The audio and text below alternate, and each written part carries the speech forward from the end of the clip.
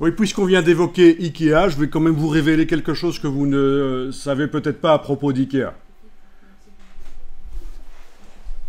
Dans le monde de l'image et du graphisme, je ne vais pas commencer à vous parler des armoires et de la dernière que j'ai achetée qui est... Hein, voilà.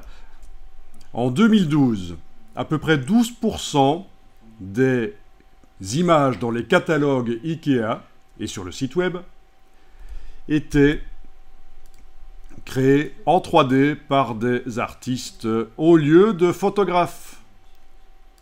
Un an plus tard, c'était 25% des images qui étaient des images 3D. Voilà. Et pour l'instant, apparemment, c'est 75%. Donc on s'approche des 100% d'images des catalogues et des sites web Ikea qui sont des rendus 3D. Est-ce que vous n'aviez pas remarqué ça, sans doute? Donc tout ça, tout ce que vous voyez dans les catalogues et sur le site web, ce sont des rendus 3D, ce ne sont pas des photos. Pourquoi? Pour différentes raisons. Si un produit change, c'est expliqué dans ce site web d'ailleurs. Sur cette page, je vous la mettrai à disposition.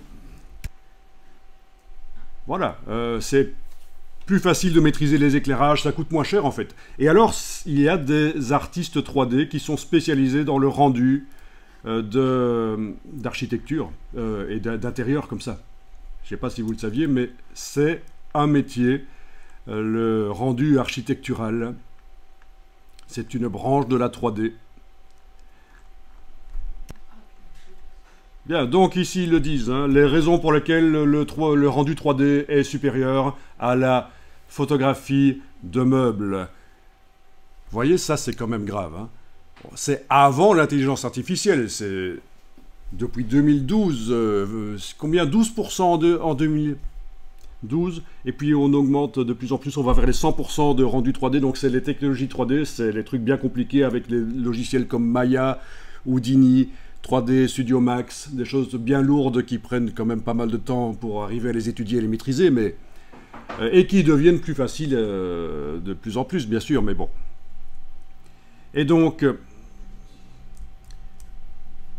ben c'est les photographes de meubles qui perdent leur boulot. C'est quoi, monsieur, déjà, le nom?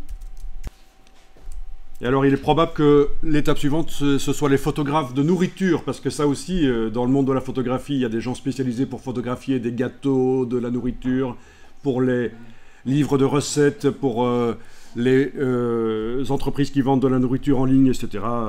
Les traiteurs, on appelle ça, évidemment. Donc, j'en reviens ici à la 3D. Quels sont les avantages d'après ce site web? Donc,